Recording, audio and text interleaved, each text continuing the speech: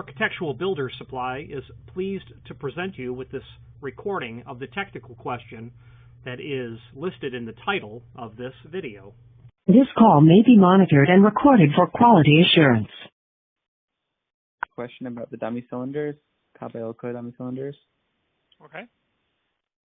I have an application where we'd like to replace a key cylinder in a escutcheon with a dummy cylinder so that you effectively have a keyless face.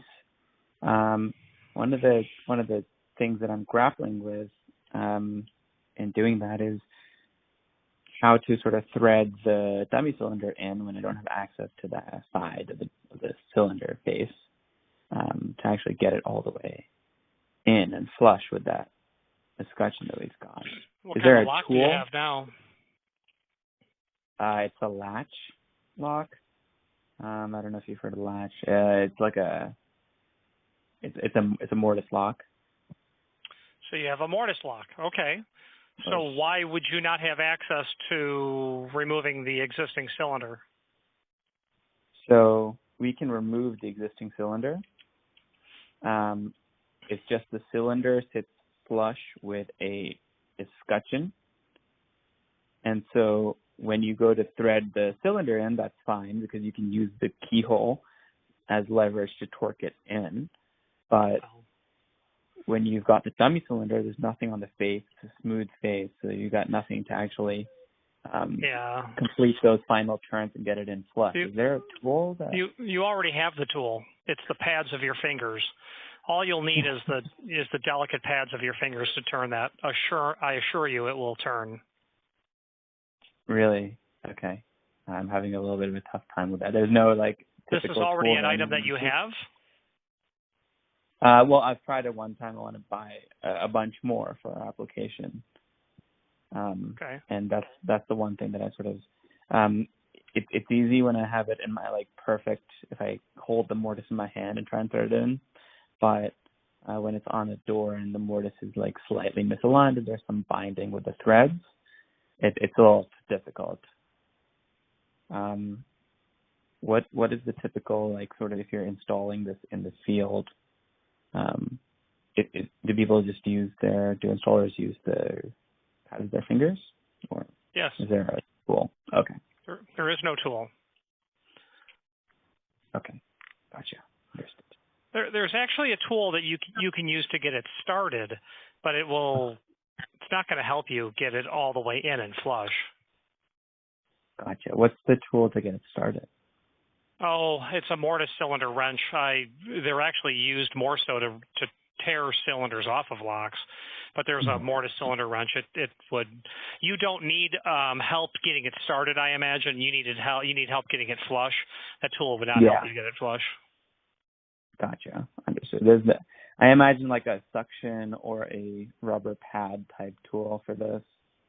But I guess you could also try,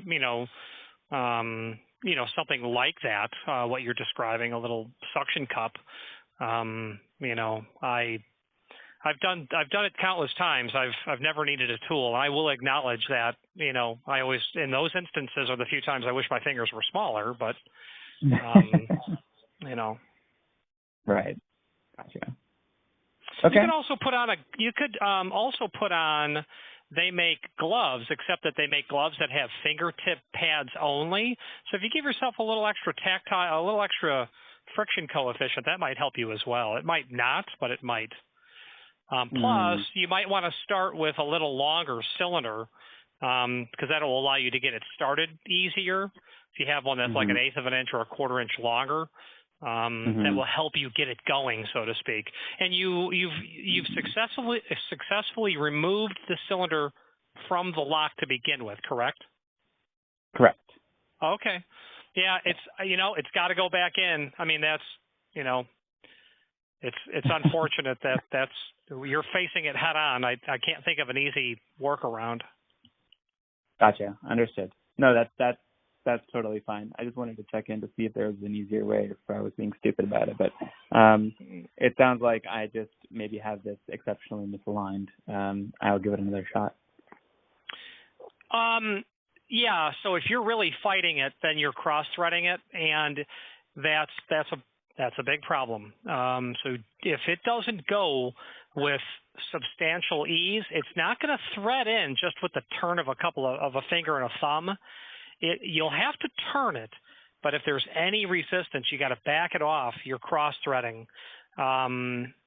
If you've cross-threaded it, then we have a different problem where you'll need a tool to rethread that mortise case, and you do not want to have to buy that tool because you'll use it once and it's hundreds of dollars and you're done. What function are the locks now? Function? By function, you mean? Well, they have a key cylinder now. So they have a key on the outside. Are they always locked on the outside? Can you set them into a passage mode? Gotcha. You can set them into a passage mode, yeah. So why are you removing the cylinders other than for a visual change? Just for a visual change. Okay. Okay. Yeah, I get that. It's an electronic smart lock that's installed in our building, so that you don't really need a key cylinder at all. Well, you will when the batteries die. Right. Yeah, you will. But they have a charge technology that lets you get in even when the batteries are dead. So it seems like the reason they put a cylinder there is because every electronic hardware will fail at some point. Whether it's a battery or it's a resistor or a diode or a capacitor, whatever you want to call it, something. So unless you have another way in, I would simply suggest that you get the consensus of all the people before you pull those cylinders out. You could just leave them there and rekey it to a different key so that no one's key works. True. Anyway. That's true. In case it does fail, like you mentioned, is one of the fallbacks, I guess, removing a dummy cylinder, putting in a key cylinder, and getting it open? No, because at that point, as you already know, what's the problem with that idea? As you already know, the door has to be open to get access to that cylinder, doesn't it? Right. Okay. Yeah. So, I mean, the only way to make that happen is to drill the cylinder out so you can get access to the inside of the lock case. That would be dreadful. And is that a greater challenge with a dummy cylinder versus a key cylinder? I should drill it out. Yeah, I would say it'd be a greater challenge with a dummy cylinder because if you have a key cylinder there, you would very likely have the ability to have a locksmith come and pick the lock open. Right. Gotcha. So a non-destructive means of entry. Okay. Understood. I really appreciate this, Richard. It's super helpful. I will continue looking into the dummy cylinder and make sure that everyone is comfortable with it before moving forward. Get like an 8-year-old kid with the really tiny fingers. It's a turn. You get it started and let them finish it up. I think those are that would lead to bigger problems than just the lock. Yes. I know. I've had one of those before. Cool. All right. Cool. Thank you so much, Richard. Appreciate it. Thanks for calling. Bye-bye. Bye. Architectural Builders Supply hopes you have enjoyed this program.